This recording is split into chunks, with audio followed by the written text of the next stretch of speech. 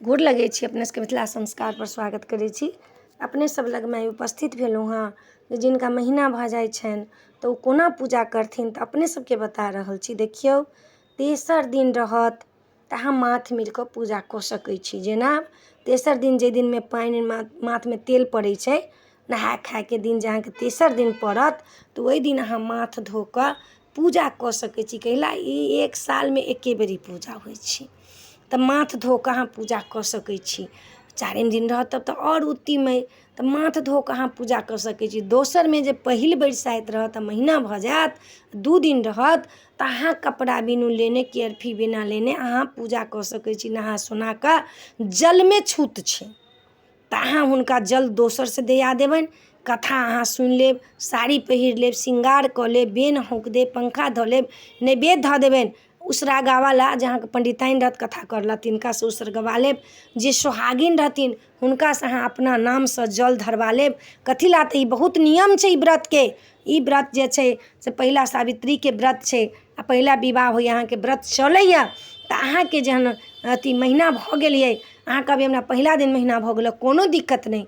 अहाँ नहा धो लेब, एक दिन पहिले नहा धो कऽ माथमे तेल पड़त, सिन्दूर पड़त, सब चीज अहाँके हैत। सब पूजा करबै, अहाँ गौरी पूजा करबै। उसरगऽके जे बेर हेतै तऽ अहाँ सोहागिनके कहबै उसरगि देवला पानिमे छूत छै आओर किछुमे छूत नहि छै। अहाँके ई व्रत करही लए हैत, अहाँके नामसँ केओ जल देतै आ धागा अहाँ लपेट सकै छी, ओ सुखल चीज छै। अहाँके नामसँ जे जल छै से 7 बेर जल देतै आम लऽ कऽ। देखियौ, अपने सबके नियम बतबै छी जे 7 बेर जल पड़ै छै, 7 बेर धागा लपटाइ छै, 7 बेर बेन हौँकाइ छै, 7 बेर गला लगै छै।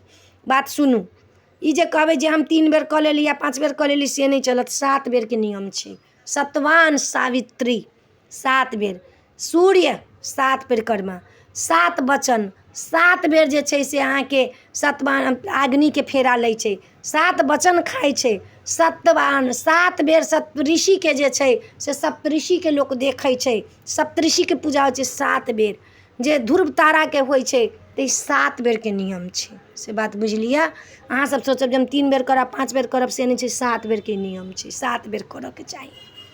7 बेर अहाँके घुमऽके चाही तऽ अहाँ अपना नामसँ 7 बेर जल लऽ कऽ घुमा देबनि जल देबऽ लेल। 7 बेर धागा लपेट लेब अहाँ अपने, बेन अहाँ अपने हौँकब। जलके जे काज हेतै से अहाँके पंडिताइन कऽ देत, चाहे अहाँके सोहागिन कऽ देत। आ जिनका महीना छनि भेल, 3 दिन भेल छनि, 4 दिन भेल छनि, जे पुरान छथिन सेहो जे छै से जल नहि देथिन, आ पूजा जरूर करथिन, व्रत जरूर करथिन।